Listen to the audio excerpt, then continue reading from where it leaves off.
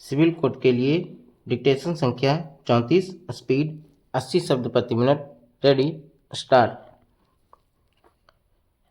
हमने पक्षकारों के विद्वान अधिवक्ताओं को विस्तार से सुना है। इस अपील में चुनौती पटना के उच्च न्यायालय द्वारा 31/1/2023 को पारित आदेशों में से है, जिसमें अपीलकर्ता को इस शर्त पर जमानत दी गई थी कि वह 3 महीने की अवधि के भीतर 3 समान किस्तों में 10 करोड़ रुपए की राशि जमा कराएगा। आदेश में अपीलार्थी की ओर से यहाँ स्वयं प्रस्तुत किए गए प्रस्तुतिकरण पर कथित शर्त लगाई गई थी कि वह कथित राशि जमा करने के लिए तैयार है। बाद में अपीलार्थी ने कोई राशि जमा नहीं की। इसके बजाय 2 बार आवेदन किया। राशि को जमा करने के लिए समय बढ़ाया जाए, जिसे खारिज कर दिया गया और वही इस फाइल में आक्षेपित आदेश है। अपीलार्थी ने भारत के संविधान के अनुच्छेद 136 के तहत इस न्यायालय की अधिकारिता का आह्वान किया है, जो राशि जमा करने और समय बढ़ाने से इनकार करने के जमानत आदेश में लगाई गई शर्त को चुनौती देता है। अपीलार्थी के विद्वत वकील प्रस्तुत करते हैं कि विनिश्चयों के एक क्रम में इस न्यायालय ने अभी निर्धारित किया है कि जमानत मंजूर करते समय ऐसी कठिन शर्त अधिरोपित नहीं की जानी चाहिए, क्योंकि यह आदेश को अनावश्यक बना देता है।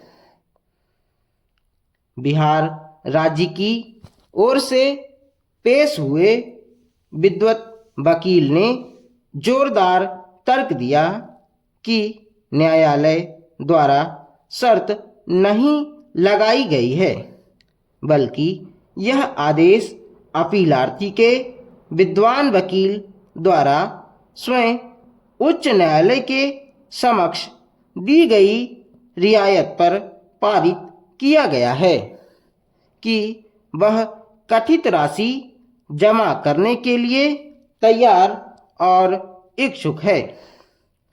वह आगे प्रस्तुत करता है कि जमा करने की पेशकश किए जाने के बाद उच्च न्यायालय ने जमानत आवेदन के गुण दोषों की जांच किए बिना केवल जमा करने की शर्त पर अपीलार्थी को जमानत दे दी, जैसा कि सह अभियुक्त के मामले में समान आदेश पारित किया गया था।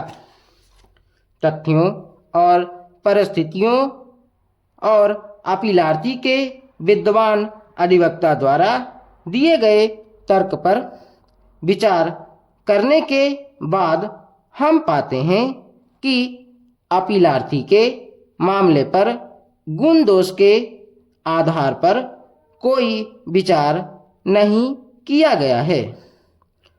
प्रत्यर्थी राज्य के विद्वान वकील अपीलार्थी द्वारा उच्च न्यायालय के समक्ष दी गई रियायत पर यह प्रतिवाद करने में सही हैं कि वह राशि जमा करने के लिए तैयार है।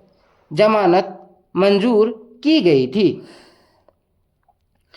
जहां तक इस न्यायालय के निर्णयों पर अपीलार्थी के विद्वान वकील द्वारा रखी गई निर्भरता का संबंध है, यह सही है कि निर्धारित विधि यह है कि जमानत मंजूर करते समय ऐसी कठिन शर्तें अधिरोपित नहीं की जानी चाहिए, लेकिन इस मामले में जैसा कि ऊपर कहा गया है, न्यायालय ने स्वयं शर्त अधिरोपित नहीं की, बल्कि प्रस्ताव अपीलार्थी द्वारा स्वयं किया गया था। ऐसी परिस्थितियों में हमारी यह सुविचारित राय है कि चूंकि जमानत की मंजूरी के लिए अपीलार्थी के मामले पर उच्च न्यायालय द्वारा गुण दोष के आधार पर विचार नहीं किया गया है, इसलिए यह मामला गुण दोष के आधार पर विचार करने के लिए उच्च न्यायालय को वापस भेजा जा सकता है।